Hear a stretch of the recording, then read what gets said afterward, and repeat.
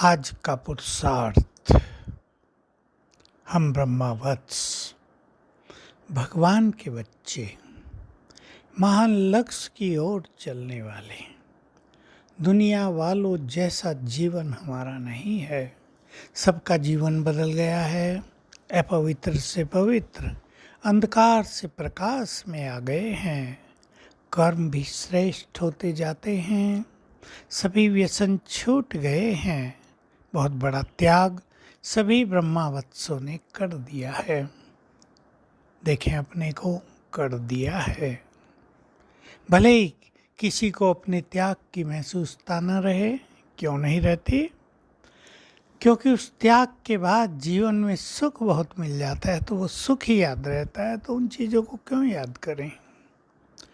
उस सुख के सामने वो त्याग लगता ही नहीं है।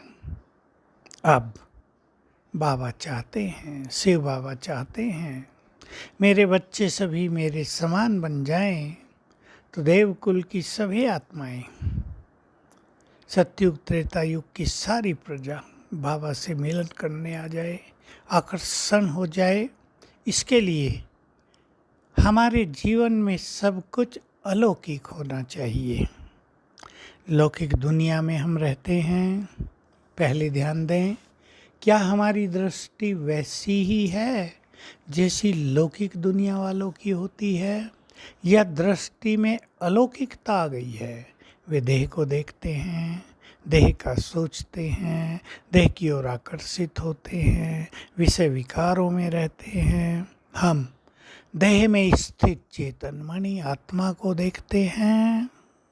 हमारी दृष्टि आत्मिक हो गई है, हमारा आकर्षण समाप्त हो गया है। ये अलौकिकता होगी। संसार में लोग कर्म करते हैं, किसी को अभिमान रहता है अपने पद पोजीशन का, कोई कामकाज में बहुत बिजी, टेंशन में, परेशानियों में समय बिता रहे हैं। आप सब देखते हैं दुनिया वालों के चेहरे, उनका हाल कैसा है।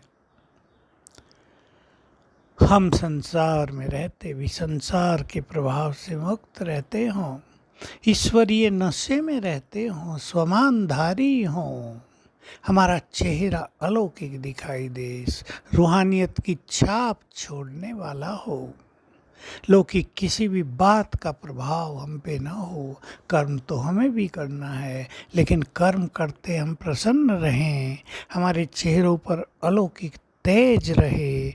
ऐसा ना लगे ये सारा दिन टेंशन में, प्रेशर में, भिन्न भिन्न तरह के चिंतन में अपना समय व्यतीत कर रहे हैं। हमें चेक कर लेना है। हमारे बोल भी बिल्कुल अलौकिकता की छाप छोड़ने वाले होने चाहिए।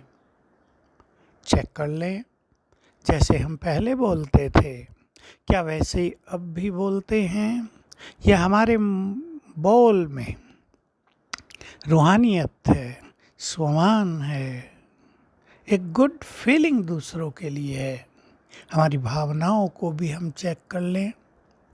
हमारे मन में शुभ चिंतक, शुभ चिंतन, शुभ भावना और श्रेष्ठ वृत्तियाँ, श्रेष्ठ स्मृतियाँ समाई रहती हैं।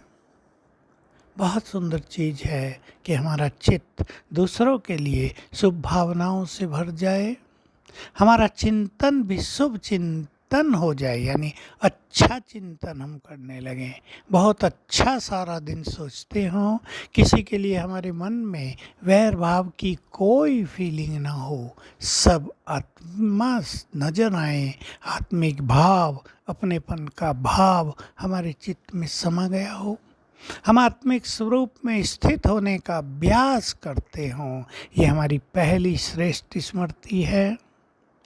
तो ये चार चीज़ें, शुभ चिंतन, शुभ भावना, श्रेष्ठ चिंतक और श्रेष्ठ स्मृति हमें अलौकिकता प्रदान करेगी। और जितना जितना हम योग युक्त रहेंगे, यानी योग के अभ्यास में रहेंगे, जितना सांसारिक आकर्षणों से दूर रहेंगे, हमारी मन की शक्तियाँ अलौकिक और बहुत शक्तिशाली होती जाएंगी। तब हमारे चेहरे से सभी को रूहानियत की फीलिंग होगी कि ये संसार में रहते हुए फरिश्ते हैं, ये संसार के वासी नहीं हैं, संसार के आकर्षण से ऊपर उठे हुए हैं, इसलिए फरिश्तों को ऊपर दिखाया जाता है। तो आइए हम सब कुछ अलौकिक बनाएं। ओम शांति।